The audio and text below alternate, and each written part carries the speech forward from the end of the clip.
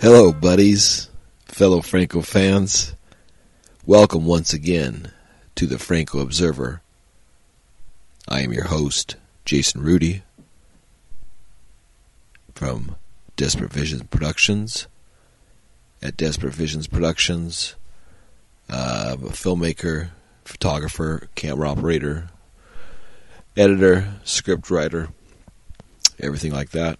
That's one reason why I admire Jess Franco so much, as he was camera operator, writer, did some producing, and of course directing and acting.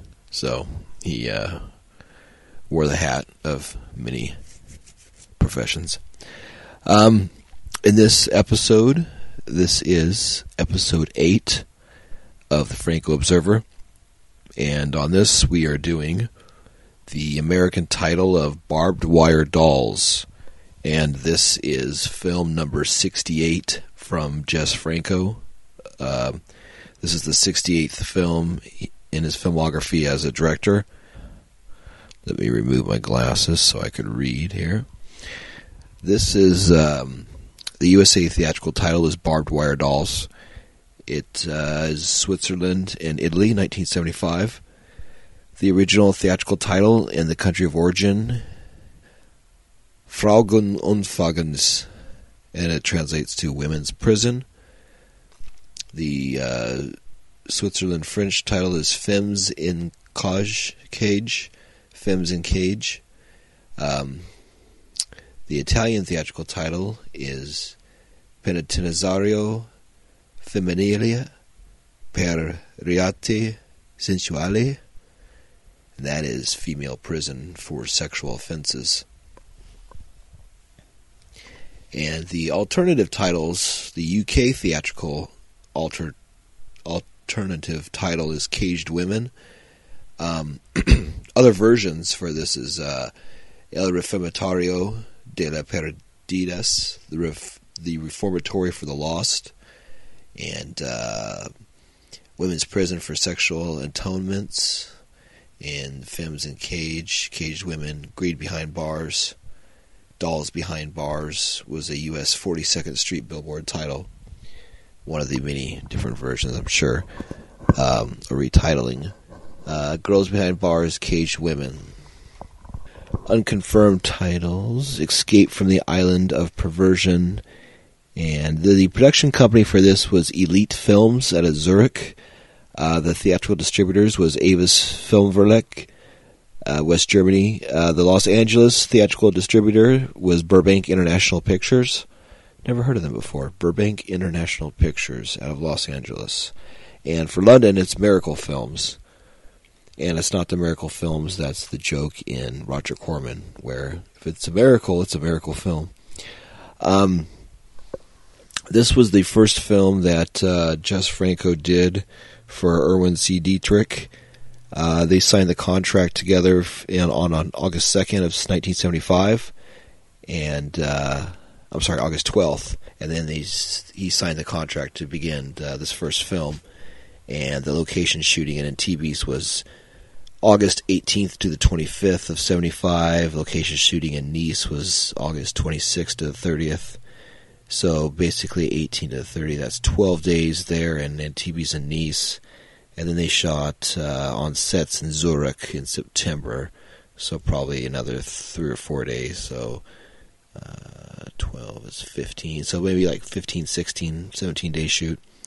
They got the certificate, Germany, in April of 1976, and it played Germany in April of 23rd of 1976, and it was rejected in the UK by the BBFC in August 25th of 1976, and it played in Switzerland in September 17th of 76, in Zurich in Switzerland in October 3rd of 76, and the UK local gave it an X certificate issued for certain towns around. That was February of 77, and played London in April 77, Fasano, Italy in April 77, Turin in June of 77, Miami Finally played the United States in Miami on February 17th of 78, and then played the beautiful,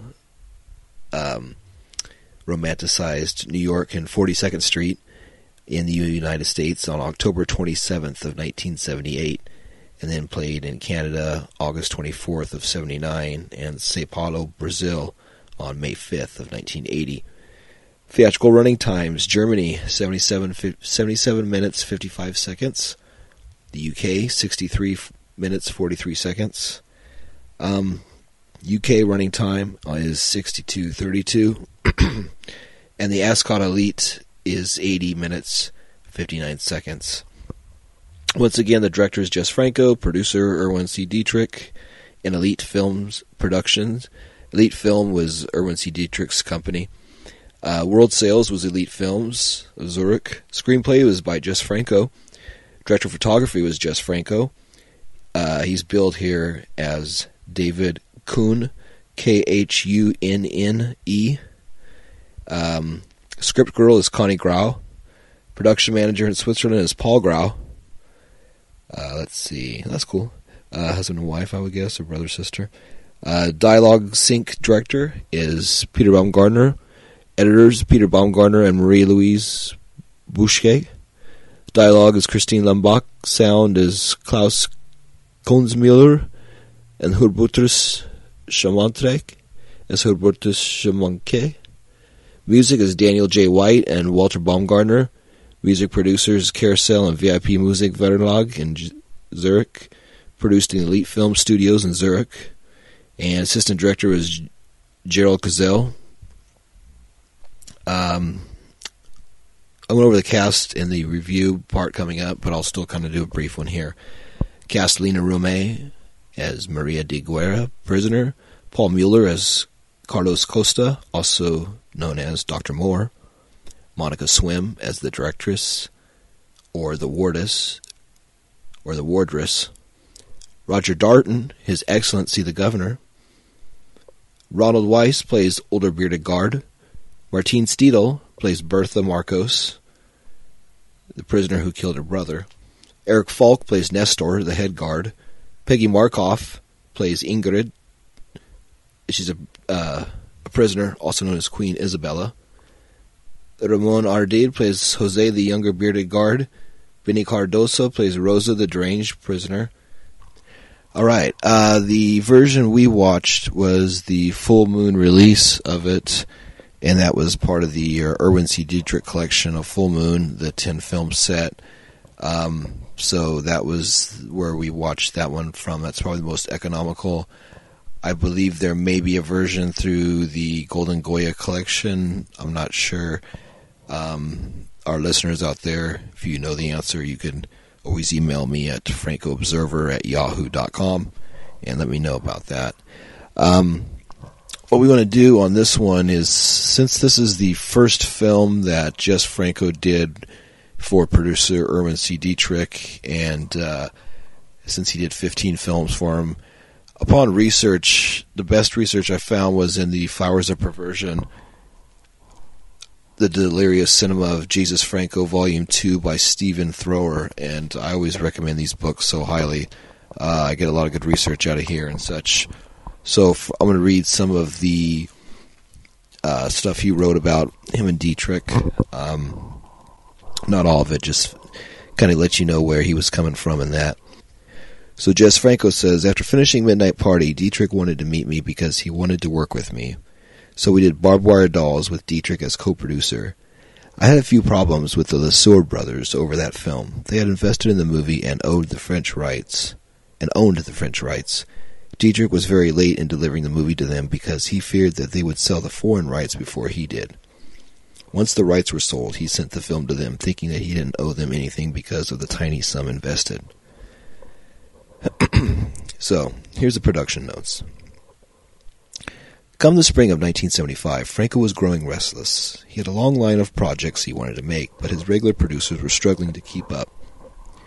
Robert de Nessel's Paris-based company, Comptoir Français de Film Production, was in serious financial difficulty. It would bankroll no films at all in 1975, just one in 1976. which was a hardcore porn film called Fieres Sexuelles, also known as Thoroughly Modern Mary Magdalene by Alan Payette, and one more in 1977, Payette's Cocktail Porno. Franco's regular producers, Eurocine, continued to operate, but he needed other options. The reasons for this are only partially ascribable to wanderlust. It seems, judging by what happened next, that Franco's financial position was getting more and more fraught, and he badly needed new sources of revenue. His own production venture, Manacoa Films, had failed to gain any traction. The Silence of the Tombs, made in 1972, didn't find distribution until 1976. The Sinister Eyes of Dr. Orloff, made in 1973, didn't see release until 1978.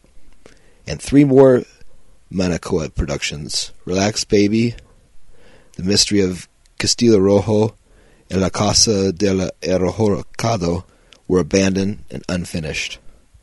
What Franco really needed was a new business associate, a dynamic, financially robust producer with a thirst for lots of new product. The answer to his prayers came in the form of the Swiss director-producer who'd recently picked up Midnight Party for German and Italian distribution, Erwin C. Dietrich. It's difficult to pinpoint exactly when Franco and Dietrich first met, but it must have been before June 1975, because shooting on Dietrich's Rolls-Royce Baby, a sex film starring Lena Romay, was already finished by then.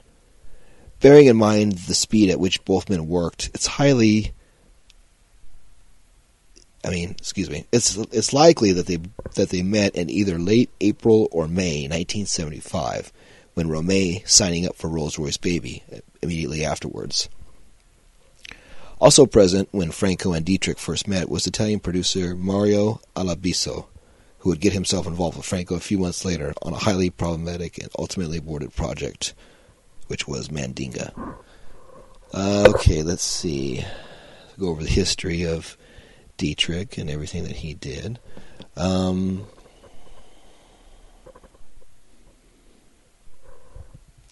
1975, Dietrich had directed somewhere in the range of 30 films, while his producer credits ran in the mid-40s. Not surprisingly, he was beginning to tire. What he really wanted was for someone to take over the creative side of things while he concentrated on the business end. So when Jess Franco appeared on the scene, it was a classic case of plug meets socket. Franco needed solid financial backing. Dietrich needed a workaholic director to fill up his production slate. The result was an association that would carry Franco through the next 2.5 years, during which he directed some of his most striking and shocking films. His astonishing work rate and ability to nail dark and dirty subject matter made him a powerhouse player for elite films. With Dietrich's backing, Franco concentrated on his favorite erotic recipe, sex and sadism. The lid was off Franco's fantasies, and what slithered from his imagination during his Swiss sojourn could still shock some viewers today. The first film on the slate was Frauengefängnis, better known as English speakers as Barbed Wire Dolls, a woman in prison story in the vein of 99 Women. It bore similarities to a script written Franco had been working on with Alain Petit. Jess Franco, armed with his script, pitched the film to Dietrich, and Dietrich was all ears. Dietrich says, Franco told me that he intended to shoot a film in the south of France entitled Frauengefängnis. He needed some money and someone who could take over post-production costs. It took him only an hour to convince me and get all the money he needed. He would send all his material to my laboratory. I also paid for the entire post-production in our Berlin studios. Having beguiled Dietrich to the Women in Prison script, Franco signed a contract with Elite Films on August 12, 1975, to make a total of 3 films in the south of France during the same production block. Femmes in Cages, which would become Barbed Wire Dolls, Ce soir et porno vele, which would become Downtown, and Des Mains Blancs sur le Peignoir.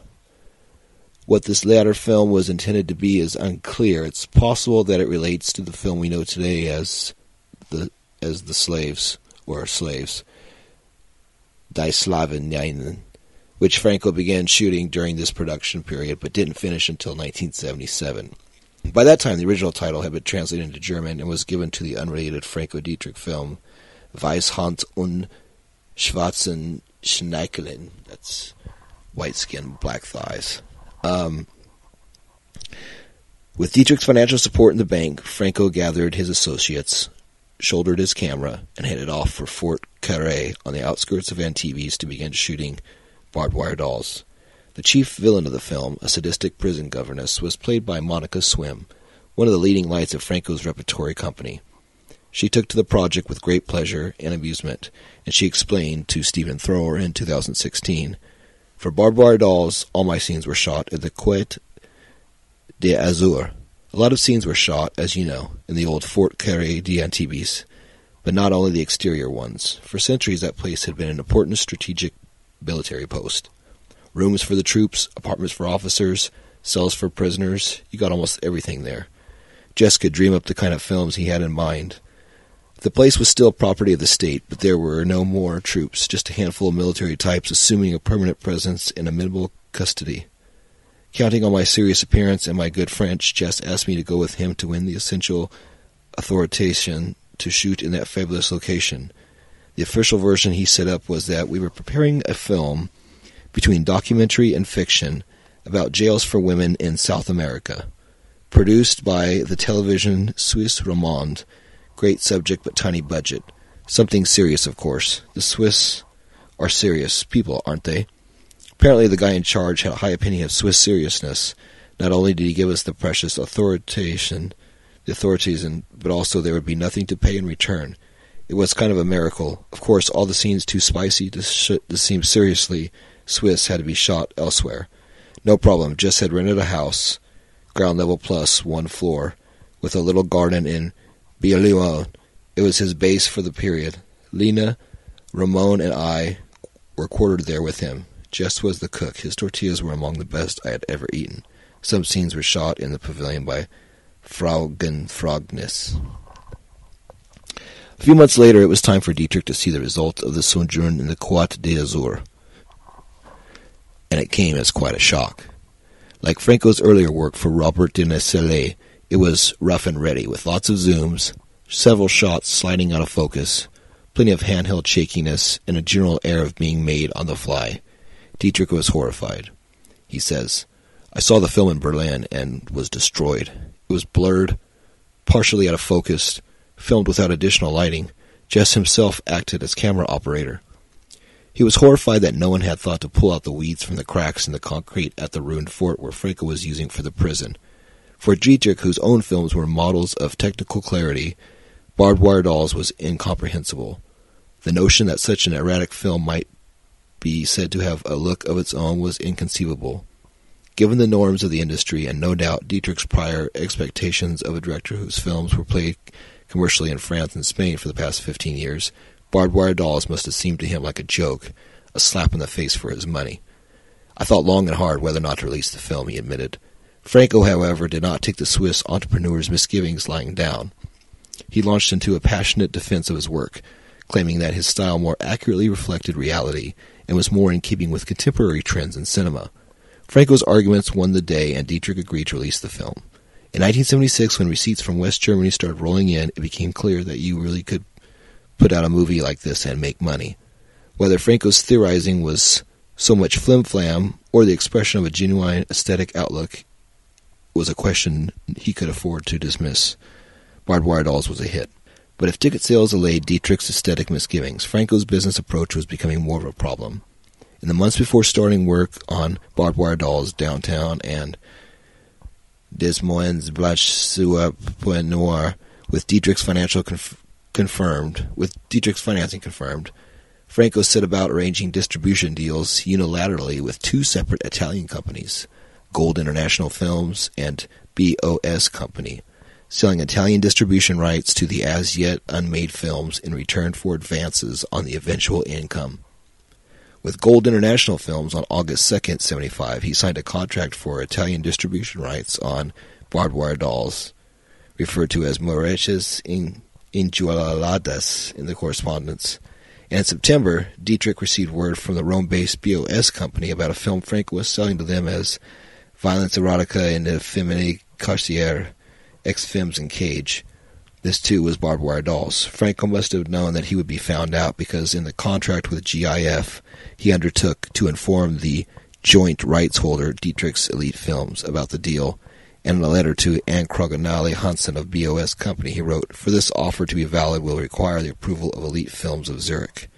And yet it's blatantly obvious that he did not, in fact, discuss these sales with Dietrich, because on September 23rd, 1975, he was asked by Dietrich to sign a contract with the following rather mind-boggling clause: "Mr. Jess Franco will not carry out illegal sales such as those to BOS. Note that the enshrines in writing an admission of guilt on Franco's part." What on earth was Franco doing? His actions seemed so reckless. He had a brand new producer and a slate of new projects, yet he chose to risk his personal reputation and his relationship with Dietrich in search of extra money. What's more, he did so in circumstances that would surely have known would lead to discovery sooner or later. Franco was not a greedy man, and he was certainly no fool, so the only explanation that makes sense of his behavior is debt. And as would become clear to Dietrich during 1976, Franco had mounting financial problems requiring urgent attention. His deal with GIF would have netted him something in the region of 30 million lira, roughly 10,000 pounds at the time. Either Franco needed it immediately to pay off an angry creditor, or else he intended to use it to mount another production, which could then be sold for even more. Either way, his actions behind Dietrich's back were erratic and disordered. Perhaps with an element of panic, he was settling for quick fixes that would only seed more trouble further down the line. A reviewer here, Stephen Thor, talks about Eric Falk and his role as one of the prison guards, and he says one funny thing I want to throw in here, one last thing. And I may be wrong, but I suspect he's been dubbed by a black actor in the English version. Could it be Hong Kong Phooey voice artist Scatman Crothers? Yeah, in the film, when we were watching it, the person who dubs Eric Falk, the person who dubs Paul Mueller, and the governor, not as much, but those two, they go in and out of accent. And Eric Falk, they definitely do an accent, and then it changes back partway through, and the American voice does sound like an African-American actor, so that's interesting that they said Scatman Crothers. We got to listen. Franco on screen. Yeah, Jess Franco has a very interesting cameo on this. He plays Lena Romay's character's father, who is molesting his daughter. So, what to say about this? One of Franco's most jaw-dropping cameos. He plays a father who forces himself upon his daughter, Lena Romay, in the heat of incestuous lust. This alone would be striking enough, but the sleaziness is giving a shot of pure lunacy by Franco's decision to save on film stock by acting the scene in quote-unquote slow motion while running the camera at normal speed. It's a cherishable moment of comic lunacy in his filmography, and whether or not you find it funny probably determines if you ever really get his sense of humor. Yes, Eric and I laughed very hard, so that's a very funny scene. Cast and crew. Lena Romay gives a fantastic performance, and Eric Falk is stunning, but the star of the film has to be Monica Swim, who is blessed here with a signature role. In real life, Swim could not be further removed from this jackbooted fascist. She was a social radical who, like many of the political fringes of French erotica, regarded pornography as a means to liberate the sexually oppressed masses and break through the lies of bourgeois relationships. Although scathing about the more mundane porno filmmakers she encountered, she loved Franco, telling Sex Star Systems, "There is at least one guy with whom I made many films, Jess Franco. It was a pleasure working for him. As for saying that they were good movies, well, that's something else. There are some that were really good, yes, but also some appalling ones. What is good about Jess Franco is that the guy is crazy about film. It is very important because even if he's doing a crappy film in deplorable conditions, he seems first and foremost to be making a film, and it's exciting. However, with other directors, one wonders why we are here, why we are doing on set." Let's see. Locations. The credits state the location shooting took place in Honduras. That is untrue. Exteriors were shot at Fort Carré, a 16th century granite construction on the coastal outskirts of Antibes, France. It's a marvelous atmospheric place, desolate and ugly, a titan which broods and glowers like a character in its own right. Franco made no effort to conceal the crumbling stonework or the weeds growing between the cracks. In fact, it conveys very well the feeling that the characters have been abandoned in some decaying dead-end facility. The governor and guards act as though the world has left them alone to do as they please. James Bond fans will recognize Fort Carré as the villainous Largo's fortress and Never Say Never Again from 1983. Let's see. U.S. theatrical release. Barbed Wire Dolls first turned it up in USA in April 78. It was still playing cinemas in 1983 on a double bill with Reno de Silverestos, Women in Cell Block 7. Connections. The governess reads Inside the Third Reich, Albert Speer's post-war expose cum apologia, linking her to the warden played by Mercedes McCambridge in 99 Women, who also owned books about Hitler. Let's see, so that's the other connections to the Franco films. So that's going to wrap up this portion of the Franco Observer. Listen ahead to the review portion with Eric and myself watching Barbed Wire Dolls. Once again, we are now in 17, we have downloads in 17 countries, and we have listeners who have downloaded our show in 66 cities around the world. 17 countries, 66 cities. That's awesome. Thank you all for listening to the Franco Observer, and I will keep putting out an episode every week. I just picked up about another 40-something Franco films through a couple different dealers, along with the Black Friday sale here in the United States the day after Thanksgiving. I got one of the sites, the Trash Palace, is doing was doing a sale on there, so I picked up some films. Perfect timing for that, so that's good. If you want to check us out, you can check us out on Facebook. You can add me, Jason Rudy. You can find the Franco Observer podcast page on Facebook. You can find the Franco Observer page on Instagram. You can find our email address if you want to get a hold of us, write us, correspond, send any emails you want to us, films you want to see us review, ideas you have, any questions. You can get a hold of us at francoobserver@yahoo.com. That's FrancoObserver @YAHOO.com, C-O-M. francoobserver@yahoo.com. So give us a email there. Like I said, find us on Facebook, add the page, Instagram, any of that good stuff. Twitter, you can look up Jason Rudy, add me, all that good stuff. So this is episode 8. We're going to do, for the next 2 episodes, we're going to keep up the Dietrich collection. We'll do Women Behind Bars next, will be episode 9. And then after that, episode 10 will be Downtown. So that's our plans on that. Oh, also, too, if you're a Franco fan, on the Severin website, this will probably go out, though, after that sale. But hopefully you picked up one of the Jess Franco tree toppers. I know I'm buying one, the Christmas tree topper. Even though I don't have a Christmas tree, I will definitely buy the Franco tree topper and put it on top of my video shelf. So it'll be the Franco shelf topper. So try to top that. So top that with top hat. Bye.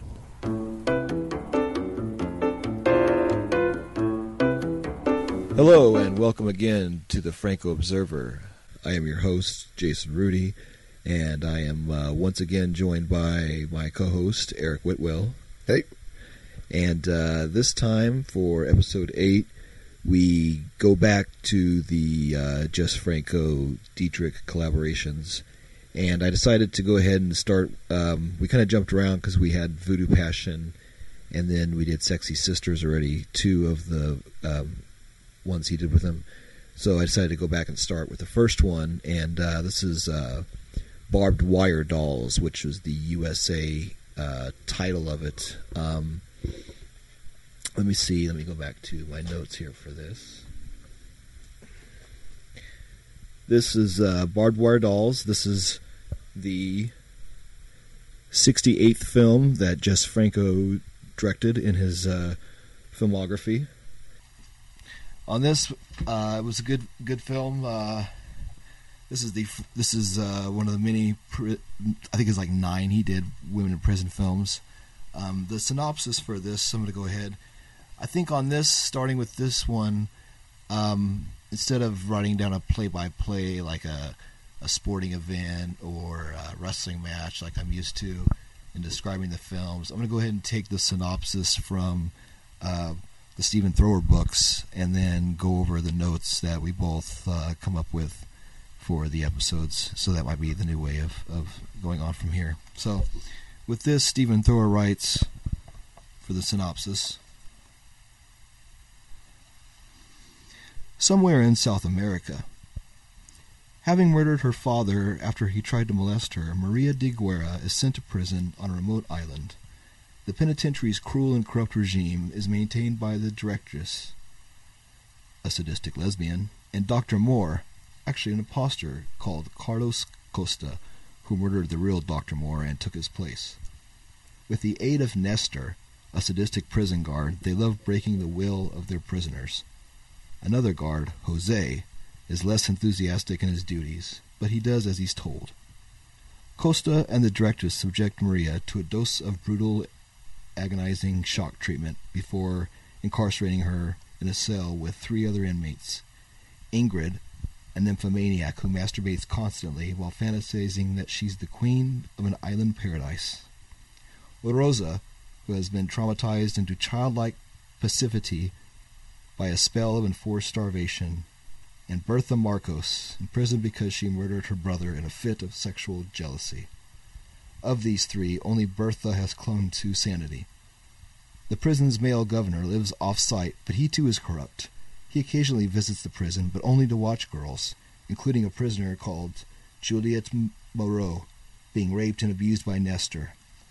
Maria is once again electro-tortured, then anally raped with a stick by Nestor. Realizing she's likely to die in this hellhole, she plots her escape. Together with Bertha and Rosa, she seduces Costa and then stabs him with a pair of scissors. The 3 women then scale the walls and escape. In the jungle, hunted down by Nestor and a female guard, Nestor rapes Bertha, but he's shot by Jose, whose misgivings have finally boiled over. Rosa attacks and kills the female guard, and then makes her way with Maria to the governor's house. To their horror, they are greeted by the governor, the directress, and Costa. The directress shoots the escapees, but as the story concludes, Bertha and Jose remain at large. So that's the whole tale, basically. They told you the beginning, middle, and end. Eric, what did you think of the film? Man, I really like the fact that there was no justice. Like, I just love the fact that there was no justice in it. And I love that all of a sudden, like, in the middle of the movie, they come out with this plot that came out of nowhere. It just comes out of nowhere. And it just, yeah, it was, I liked it a lot. I liked the pacing. I liked it a lot. Yeah, it was really well shot. I'm going to go over some of that later with going through the book again with notes, but kind of the notes that I made going through watching it. You see he zooms in and zooms out quite a bit in the very beginning of the film of the prison grounds, which was pretty funny. I was like, okay, how quick already it started. Eric made a remark about how there was quite a few actual scenes of something before we saw nudity compared to the other films. There was actually some exterior shots and a few establishing locations shown before there was actually any nudity shown. Yeah. You know, there's no dance. Hey, actually, this film didn't have a dance scene, did it? Yeah, there was no dance scene. Yeah, actually, there was no dance scene in this unless one. the electrocution moves like was Yeah. That's about it. Or the smooth moves of Nestor. You Yeah. know? Yeah, that actor Eric. Actually, let me grab the book and find its name.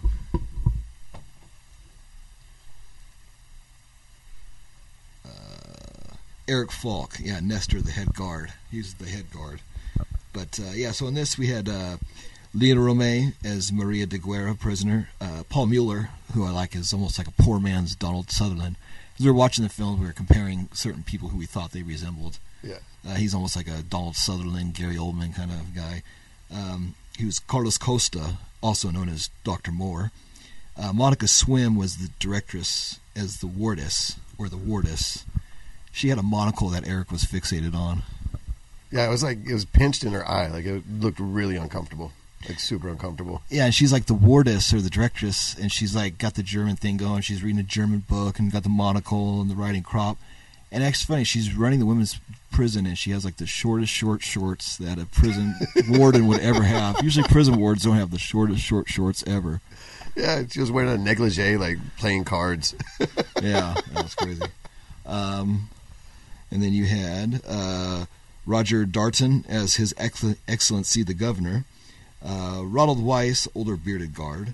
Martine Steedle is one of my favorites. She was Bertha Marcos. German, she was Bertha Contrini, prisoner who killed her brother. She's been in quite a few. She's in the Slave. She's in Downtown. She's in this film. She's in a couple other ones off the top of my head. I can't remember. But yeah, she's in like 5 or 6 of his films at least. Eric Falk, Nestor, again, the head guard, who's in like almost all the Dietrich films. I'm noticing he's a big part of the, I don't know if Dietrich cast him in all of those films or what, because he did stuff for Franco and then also for Dietrich in his own films. It's like they just like to watch him have sex. Yeah, he's like, yeah, he is just the epitome to sex to me, because that documentary about him and his sexual philosophy, and then I'm watching that with mine. He just comes in every scene he's in and just takes over the women. He's supposed to, in one scene, he's, not to jump ahead, but he's supposed to walk a woman into a room. He says, take her into the other room and put her in there for me, and I'll be there in a minute. So he basically takes her in the room and like sticks his hand on the front of her shirt and starts like grabbing her boobs and like sticking his tongue in her ear and making out with her. And it's like, no, he said just walk her into the room. Don't fucking molest her. Jesus Christ. You know? He just can't control himself, man. Yeah, he's just totally sex personified. Peggy Markoff as Peggy Markoff was Ingrid, Queen Isabella. She actually is the fourth. She commits the fourth C, but I'll talk about that later. She's just a total nymphomaniac, like I said. Let's see. And then you had Ramon Ardreda as Jose, the younger bearded guard. Benny Cardosa played Rosa, the deranged prisoner. And then they had, uncredited, was Jess Franco as Maria's father. It's funny, Jess Franco always has really interesting cameos. And this one is probably the most perverted one, because his girlfriend, Lena Romay, in this film, he plays her father that like sexually molests her, and she rebukes his advances, and she's naked, and yeah, me and Eric will talk about the scene he's in later, but yeah, just say right now he's creepy. Yeah, and his acting we'll get to when that scene happens, but yeah. Okay, so but yeah, like Eric enjoyed it. I actually really liked it too. I thought it was good. The stories were good. A lot of nudity in it. Lena Romay, Martine's in it. All the prisoners are nude in it. They're all beautiful women. That part was really, really good. So yeah, like in the beginning you have Monica Swim and Paul Mueller and Eric Nestor as Nestor, and then the gal played Rosa. They're in the opening scene and with the solitary confinement things. I really liked the clay walls of the prison. I thought it looked really good. Eric noticed that the bars again were wood, and you could see the bottom of it. They were spray painted black. And some scenes, in the other scene where they're looking through the window through the bars, those are like a spray painted black foam. Yeah. So you had foam black bars, and then the flat black lacquer spray painted wood bars. Yeah, it's like they didn't even put like a second coat on it. It's just like they put one coat and done, because you could still see the grains of the wood. Yeah. You It know? was, and even the base where it's supposed to be steel, that was wood as well. So I thought that was pretty cool. So I mean, and not goofing on it, but like as a low budget filmmaker, I thought that was kind of cool to see how they got away with stuff and people didn't notice. Let's see. There's a lot of drum music in this. Talked about Monica Swim's the shortest short shorts for a prison guard. You had a cool shot that I thought was cool.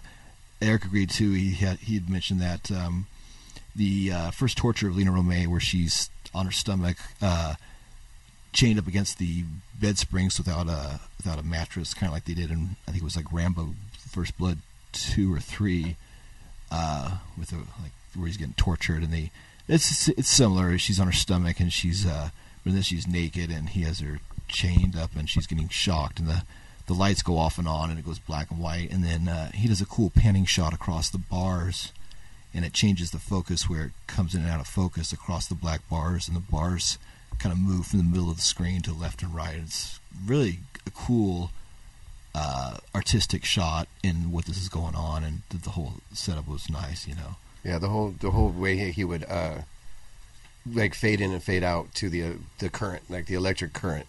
Like all of a sudden the screen would just go black as the electric current would die down, and then it'd come back up as it, you know, she was getting shocked again. And yeah, it was a really cool effect. Like simple but really cool. Like, and then one scene that was before that Eric remarked he liked in the very beginning when they're bringing Lena Romay in. You see the plane fly over, and you see the redheaded girl Rosa sitting in the window. Yeah, she was just sitting there like humming, but there was like this guitar sound in the back, like the background music was just like boom, boom, and then all of a sudden it just screen like just shot onto her sitting in the window bars, and she started humming. It's like really, it fit so perfectly with the background music that it was I really dug it. It's like really one of my favorite scenes in the movie.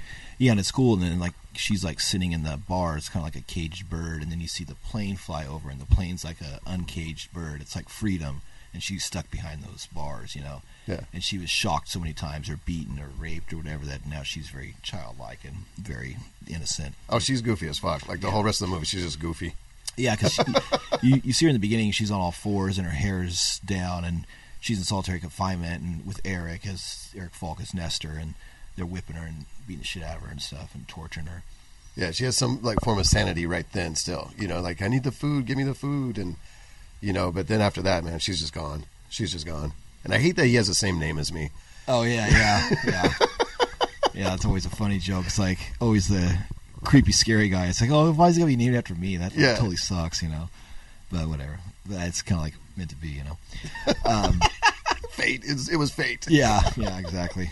So then another cool shot that he pulled off after that was a scene where they take a gal that's last name Moreau into this, and they take her to the governor's room where Eric basically sexually assaults her, and the governor wants to watch, and they film it all into a mirror. And in this one, of course, there's a lot of zoom and close-ups of female genitalia. So in this, it's cool. He has a shot where as the mirror tilts, you basically see her vagina, and then when he tilts the mirror back, you don't see it. You just see her from the waist up. And he kind of tilts the mirror back and forth a few times, and Eric caught that too. He had mentioned that this was shot a lot in reflections in mirrors, and you see mirrors in a lot of the scenes.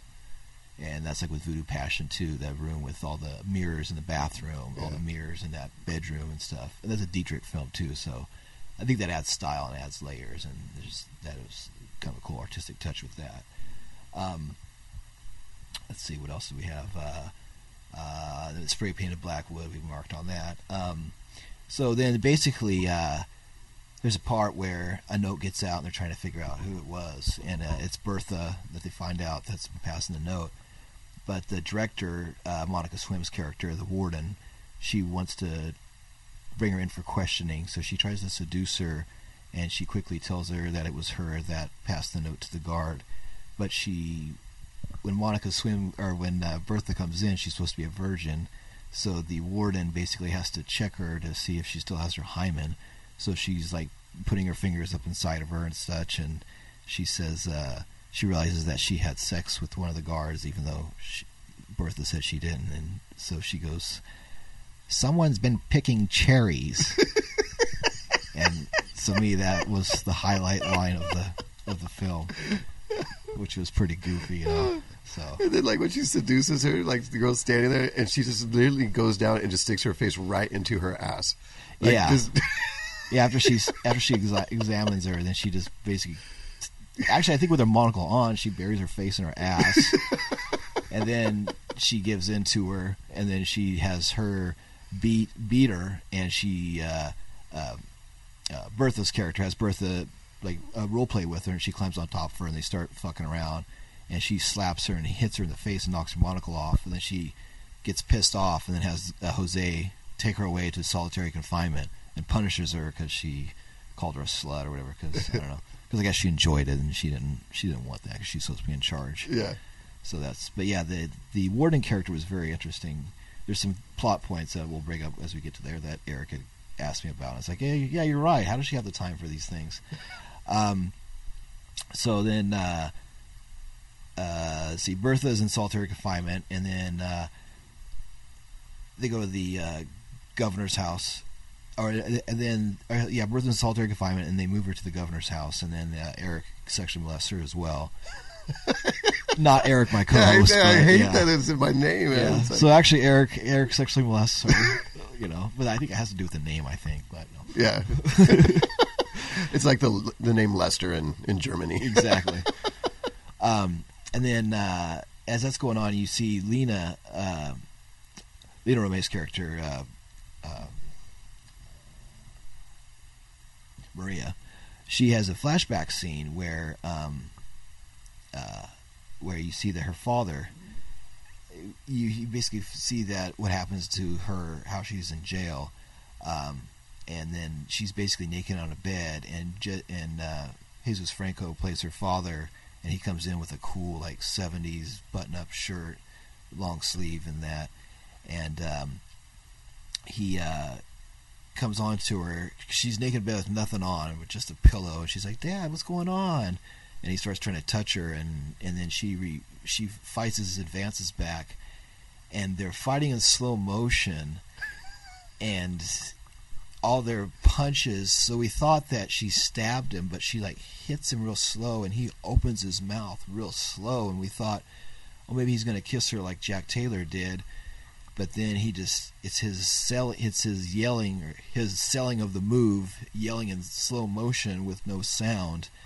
And he does a spin fall, and they both move in slow motion, and he hits his head on the chimney and falls back, but he falls back in like 25 steps, like moves to his knee, moves to his butt, puts his hand down, braces himself, moves to the thing, moves out to the right, moves to the left, and then finally lays down.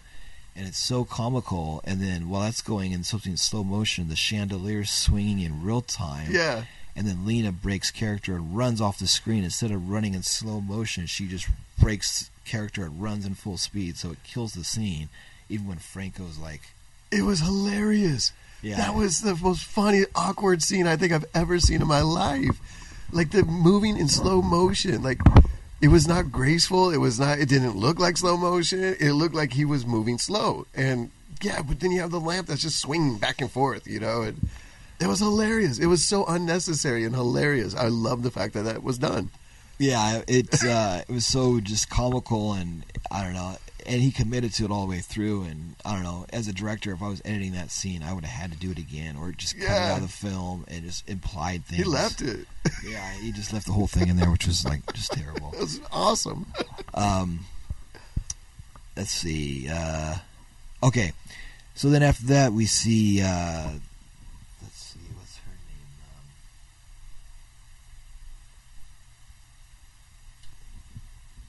The nympho. Peggy Marcotte as Ingrid, the nymphomaniac guard. I mean, the prisoner. When she's watching Lena have her laying in bed while she's remembering that, fantasizing it or having a dream or whatever, Franco decides to throw in another unnecessary masturbatory scene. So he has her suddenly overcome, because she just wants to fuck everybody in the scene, Isabella, and she lights up a cigarette and decides to take the cigarette from her mouth. And I thought she was going to have her vagina smoke the cigarette, but she didn't do that. She ended up taking the cigarette, and Eric was shocked by it being lit. He's like, "It's a lit cigarette. It's lit." And she rubs her clit with the lit cigarette. Well, especially with the bushes they had back then, like that just seemed very dangerous, Yeah, and she's got a lot of oil or spray tan thing on her or something. She's very golden or kind of orange. Very flammable. So, and then when this happened, I had the sudden spark, not from the cigarette, but the spark in my head. Like, oh my God, this is the fourth C. I had brought together the 3 C's. Now this is the fourth C of the. So far from these, I think they're all the Dietrich films too. That there's always a masturbatory scene with the object with the letter C. We had cucumber and white skin, black thighs. We had the champagne bottle in Voodoo Passion. And we had the candle in Sexy Sisters. So that was the cucumber C, champagne C, candle C. And this we had the cigarettes, the fourth C. So, yeah, this is something with masturbating with some objects with the letter C. So if you have a bingo card, this would be 4 out of 5. We'll see if... Actually, the free square in the middle. So, yeah, you would probably have a bingo if you were doing the masturbatory bingo scene. Let's see. That sounds like a fun game. Yeah. Masturbatory bingo. Yeah, spot. Yeah, if you could catch this. So, yeah, it was that. I don't know. I don't know if that's if it was on purpose, if it was just throw the masturbatory scene in and with this object and not realizing that they all started with the word C, or I don't know. That's interesting, but that's something that I caught. And then they have a second shock scene with Lena, was really well shot again. They repeated that scene. And a couple of little things that I caught that were bloopers outside of their prison cells. It's supposed to be the sky, and once again you see the walls and about 2 or 3 of the different ones. The main 3 girls, their cell, the doctor's operating room area, and I believe the one of the other ones. And then there's a scene where the warden is talking to the doctor's character, and he's outside speaking to her, and she has her back to him, and she's looking out to the sea. But when she has her dialogue scenes, she's facing the camera, and you see 2 people in her monocle, even though she's supposed to be facing outward. And then another thing I caught was when they have the prison escape scene, when Lena and the 2 other women are Rosa and Bertha are walking toward the camera. You see a crew member on the left-hand side of the screen, and that's at about an hour 13 minutes. You see a crew member on the left-hand side of the screen, so you can check that and see the person standing the shot, and then they move off to the left, again, and then Franco moves the camera off to the right to try to crop them out, but they've already been spotted. So yeah, that was left in. Yeah, that was just left in. Another miscue. I don't know what word would that be. But now this is the cool Lena scene of the film. So then basically after all that goes on, Lena decides to stage the prison break to get the fuck out because she knows she's going to be killed in there, and if she stays in the prison. But as we know about the ending, she still gets killed. So, but yeah, during the jailbreak, after killing the doctor, Lena does a great rappelling stunt nude down the wall. The other 2 actresses don't do it, but they escape with her. So it's implied that they do it, but Lena's the one that actually does the stunt. And it's really cool. She throws a rope down, and she has just her prison smock on, and she's nude, and she jumps down the tree and almost loses her smock, and then still breaks down and comes down, and you see it all in one take. So, and it was a real stunt. Oh yeah, no, she came down that rope fast, dude. Through the branches, leaves were falling. Yeah, she committed to that stunt. Yeah, it looked good. It totally looked really good. And in this, you hear tropical birds in the very first scene when you see the prison, and then you hear the birds again when they do the jailbreak scene. It's not really excessive like he has in the other films, but that's one thing I always hear. Oh, here comes the tropical bird kill. Yeah. So that was kind of fun. Here's the tropical birds next to the cactus. But yeah, that's basically what's about the notes on that. There's one scene that I thought was totally funny, and it made no sense at all. It made no sense. So there was a scene when the warden, the doctor, and the governor, they're all sitting around drinking tea, and they're talking about what, we got to get this girl. We think we know who she is. All of a sudden, it just zooms in onto the tea kettle, and there's a picture of Minnie Mouse on the tea kettle, serving French toast. It made no sense. This is this hardcore, torturous prison where they're electrocuting women, and they're drinking tea out of a Minnie Mouse teapot. That makes no sense. Yeah, I was looking down, writing notes, and Eric's like, "What the hell? What?" And then I had to rewind it to watch that part because it was very odd. He goes, "That makes no sense." But it's cool because they obviously had that prop. Frank probably thought it was cool, and he just shot that for the scene, and cuts from the Minnie Mouse to the next scene of Bertha's laying on a bed, I think, in the doctor's office, or Alina's character is laying there in the scene. But it was a cool cut from Minnie Mouse serving, like I said, to the naked girl laying in the bed. Disney has nothing to do with this movie. Yeah. Or maybe they paid to have their product placed in there. Is there any notes you had or anything else that you wrote about that you might want to throw in? Yeah, well, just the thing that we were talking. I don't know if we're going to talk about this later, but when it comes out with the plot, like in the wardeness is like telling like, well, this is what was happening, you know. She's like, well, yes, you know, I came in and I was dating her father. I was sleeping with her father, and she's like, and I came home. Hold on a second. Yeah. So Eric's basically saying that the wardeness, the governess, the lady with the monocle, she's basically giving the backstory about how Lena Romay's character got there. She's telling the story, and then she's basically talking about how she knew Jess Franco's character, the father, and then the daughter.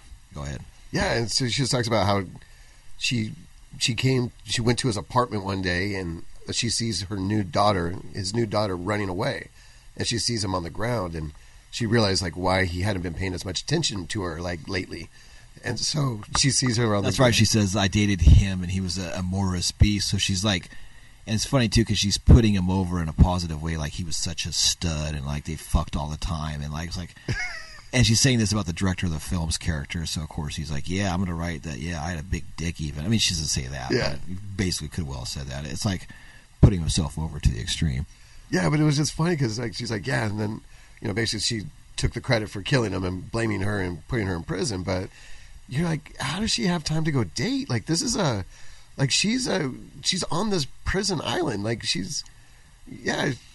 doesn't seem like the type of person that goes out and meets people and goes on dates. You know what I mean? Yeah, because they're like in this tropical area, and it's kind of like a fortress, and it's like a castle keep kind of place. So you're like, okay, they probably live on this island.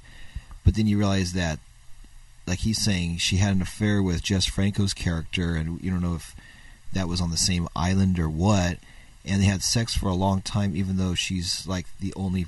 It's like her and like 3 guards and the doctor run the whole place, and maybe the governor outside. So it's so minimal. How would she have time to go do all these things? And if Lena Romay's character was arrested and went to trial and sent to jail, that would be like at least a couple months. So like she had this going on for a couple years or a year, whatever it was, and then killed, and the trial is set up just to get more revenge on him and then bring her in, and all that time. It just... That part was a very odd plot choice. Yeah, it just came out of nowhere, too. There's all of a sudden she's like, well, let me tell you the story. And you're just like, whoa, okay, I did not see that coming. Because, yeah, she's not a girl that goes on dates. You know what I mean? Like, she has female prisoners slap her and call her names. Yeah, it's almost like that part could have been from another film or something, and like they decided to put it in for this, or it didn't fit. Like they could have had it as a shorter thing, like he was a guard here or something, or made some kind of a logical connection. But yeah, the logic behind it did not gel, you know. Yeah, the character just didn't seem like it. But it was just, yeah, and it's so funny that that's what I really liked about it, because I like movies that don't necessarily have to have a happy ending. And I like the fact that this poor girl lived in a convent, then comes home to her father after all these time, and he tries to molest her. She runs away, thinks that she's murdered him, sent to a hardcore prison where she's being tortured, and then gets shot by the lady who actually killed her father and got her put in prison. Like, it's so funny. Like, I love that ending. Yeah, it's one of those like 70s downbeat endings, which, you know, was like really cool with like the Wild Bunch and Bonnie and Clyde and all those. It's from like 68 to the mid 70s, and this is 75, so that's, you know, right in the tail end of that. But yeah, like visually, I think Martine Steedle is like, I don't know, maybe like her, Lena Romay, and Soledad Miranda, probably my top 3 Franco beauties, and to see Martine and Lena together was pretty hot. They're gorgeous. They're absolutely gorgeous. Absolutely gorgeous. And they're like nude together and next to each other, and yeah, as God intended. Yeah, it was one of those scenes where if this was playing at a dark theater back in the day, I'm sure there'd be a lot of uncomfortable rustling around in the theater seats. Paul Rubens would be in the theater. Yeah. But Martine Steedle, man, she's just goddamn, man, just such a beautiful woman. But yeah, so anyway, that's me professing my love for Martine. So, yeah. But yeah, so yeah, this is cool. This is I think the first Lena Romay film that you've seen of the ones that we've reviewed.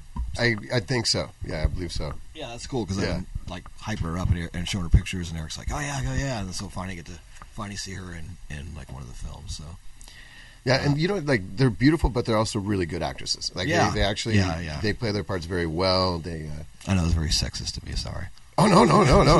It's, Yeah, well that goes without saying, but yeah, Martine, she's always like a doe-eyed character, but she's also very strong, and she is very German in her appearances, and she's just very smooth and very strong and very striking. And then of course Lena is like Superwoman; she could do anything, and she jumps into everything with both claws out, And she's strong. She carries the film, and Paul Mueller's really good in this, and Monica Swim's really good in this, and probably, I mean, I know Eric didn't see Bloody Moon, but Jess Franco as the psychiatrist in that was maybe my favorite one. But in this, this is the sleaziest Jess Franco cameo. As his, yeah. I want to watch that scene again. I just gotta like. Yeah, I just want to loop that scene. That's one of the seriously. That's like one of the goofiest fucking death. I don't know. It's just bizarre. You have to watch that. So yeah, I do definitely recommend this film for many reasons. But and it's funny too because like before I knew of Franco, I thought Barbed Wire Dolls was like, I knew it was a prison film, but I thought it was like a Nazi thing, and it was rougher. And this, besides the shock scenes and some of the beating, it was. I guess in the rape and stuff, that's bad too. But I mean, besides all that evil and depravity, it wasn't as depraved as I thought it was going to be. Yeah. And it was a little softer, a little more sexy, which was cool. That's more Franco's style. He's not really, I mean, he does sleazy and depraved, but he doesn't go as sadistic, I think, as other directors that do the same material do. And that's another reason why I like Franco. But yeah, no, I as a low-budget filmmaker, I got some cool ideas from watching this. Really cool shots. Looked at the smallness of his locations and what he achieved for his interiors, and the beauty of the exterior shots and what those lead to the production and lead to the production value of the film. Yeah, I enjoyed it. What do you think, Eric? This is a good movie. This is a movie that I would invite friends over to watch. Like, yeah. It's definitely a movie. Yeah, it's funny. There's good acting. The other thing, I'm sorry, it just popped in my head. Yeah. It's just one of those things, and you're just like, wait, what's going on? Like when they're being chased by Eric and the female guard. Like this shows them like chasing after him, and she's wearing a shirt. It's unbuttoned, but she's wearing a shirt. Yeah, the guard he's talking about earlier in the film was a prisoner that you see in there, one of the female prisoners. Because there's a couple scenes where you see more than the 4 or 5 women. There's like a group of 50 or 20 women, and she's one of them. And later on in the film, she doubles as one of the guards. Yeah. Go ahead. Yeah, so like, all of a sudden you see her, like she's running after her with a shirt unbuttoned, and then all of a sudden when they pop out of the corner, like, haha, we got you, they're both completely topless. Like they're both just standing there completely topless. It's like, when did she lose her shirt while she was running? You know, with the gun around her. You know what I mean? Like it's just made no sense. It was awesome. Yeah, the girl's got beautiful, like D-cup breasts and just amazing body, and she's wearing these like bell-bottom cool jeans, and you're just like, Franco just must admire her boobs, and he's like, okay, well you have to be topless, and I'll find a way for you to be topless in the film. Okay, you're going to be topless as you're hunting down escaped prisoners. Another thing too, that I'm glad he brought that up, because one thing I was laughing about is the character of a Nestor played by Eric Falk, about how he's just sex personified all the way through. When the 3 women are doing their escape, and he's there with the beautiful woman that he's talking about, the guard with the big boobs, which he could have been having sex with, but instead he goes out with her to find the 3 escapees, and he's so taken by Bertha, Martine's character, that he lets the other 2 women escape while he decides to throw her down on the sticky, or the thorns and the thorns and fucking dry brush on the ground, and like basically rapes her. And then Jose, like we had talked about in the synopsis, he comes in and yells at Nestor, and Nestor looks up at him, and then he shoots him with a fucking machine gun while he's on top of Martine's character. And so he like shoots instead of telling her to like get up and then shoot the guy to kill him. He basically like shoots him when he's on top of her, basically like inches away from her. He's probably inside of her when he's getting shot. Yeah, and he easily could have killed her while shooting like that close with a fucking machine gun. I started laughing because that's just so stupid. Like, dude, it's just sloppy. And of course, you don't see any of the blood. And Eric's like, yeah, she'd probably be covered with blood, the blood pouring out of him onto her. You don't see any of that. Yeah, what a horrific, what a horrific moment to have. Like, not only are you now like you're escaping, and now all of a sudden you're getting raped by this guy, but now he's just blown to smithereens on top of you. Like, yeah, and then you're getting the gunshot. So it's like that never goes back to normal. I'd say that death scene and the Jess Franco death scene are the two funniest things to me in the film. That were like, what the fuck? That's just goofy. So the next episode we're gonna do the next film in the series. It is Women Behind Bars. Yeah, that's going to be the next one. That'll be episode 9. And then followed by episode 10 will be Downtown. So this concludes episode 8 of the Franco Observer. Thanks again for joining. My name is Jason Rudy, and this is my co-host Eric Whitwell saying good night. Good night. Beautiful nights.